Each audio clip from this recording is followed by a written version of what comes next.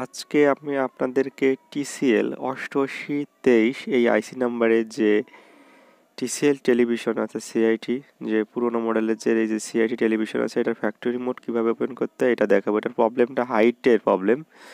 তো হাইটের প্রবলেম বিষয়টা এরকম না, আমার উদ্দেশ্য হচ্ছে আপনাদেরকে সার্ভিস মোডটা কীভাবে ওপেন করতে হয়, সার্ভিস মোডটা কী সেইটাই দেখাবো। আইসি নাম্বার তো আপনাদেরকে দেখিয়েছি, তারপরও আপনাদেরকে আমি ভিতরে অর্থাৎ প্রসেসর আইসির নাম্বারটা দেখাতে চাই, অনেকের কনফিউশন থাকে।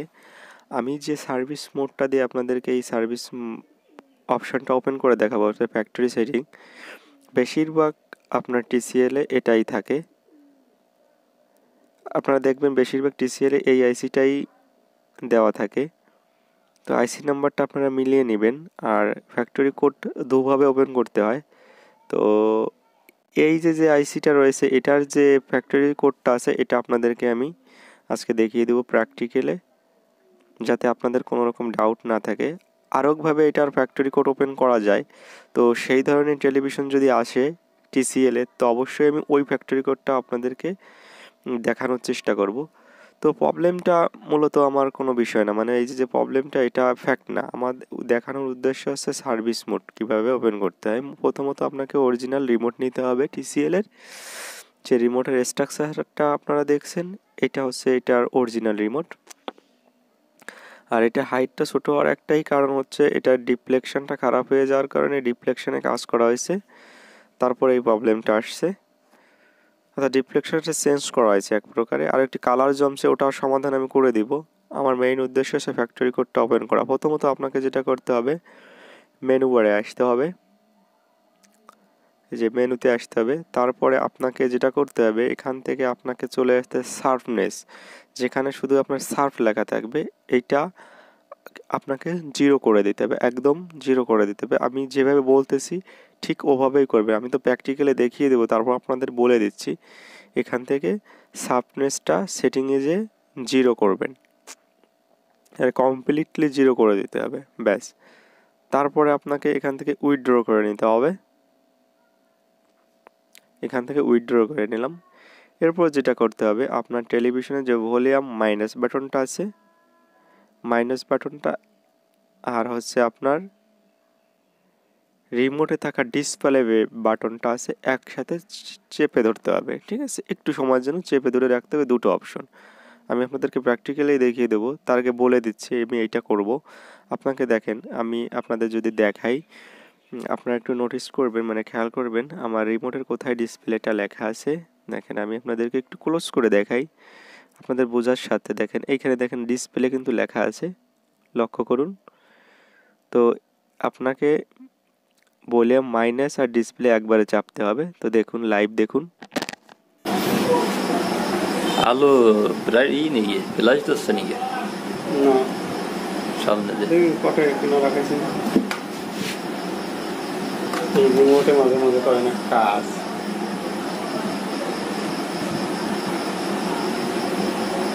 তাহলে এই চ্যানেলটাই তো লাভ আছে, সেদিকে তো ইয়ে আছে, সেটা তো চ্যানেল পাল্টা দিই। প্রথম হচ্ছে করতে হবে সার্ফটা একদম 0 করতে হবে। তারপর এটা উইথড্র করতে হবে, এটা ভলিউম আর ডিসপ্লে একসাথে।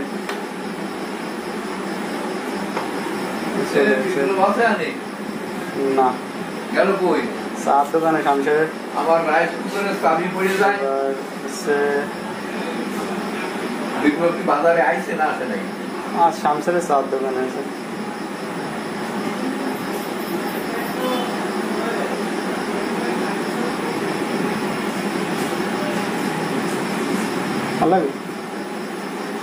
ভালো লাগবে ওই যে আমি সায়েন্সেস করে এদিকে ছড়া দেখবো নাকি, এই সাইডে একটু কম হতো, ঠিক আছে?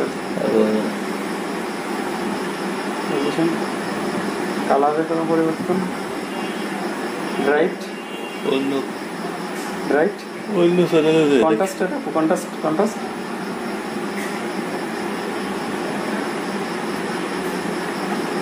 ব্রাইটের কিছু করা লাগবে, কালার ব্রাইট।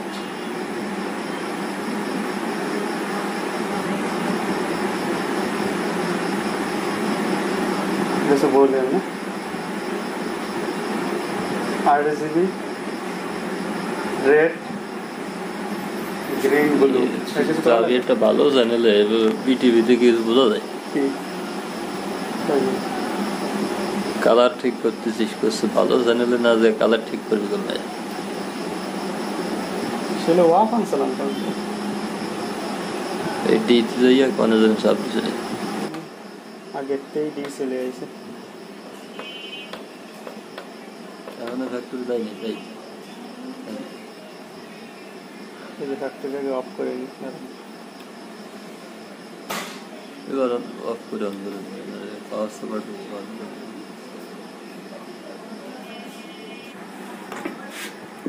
এখানে হইছে যা হইছে হইছে হইছে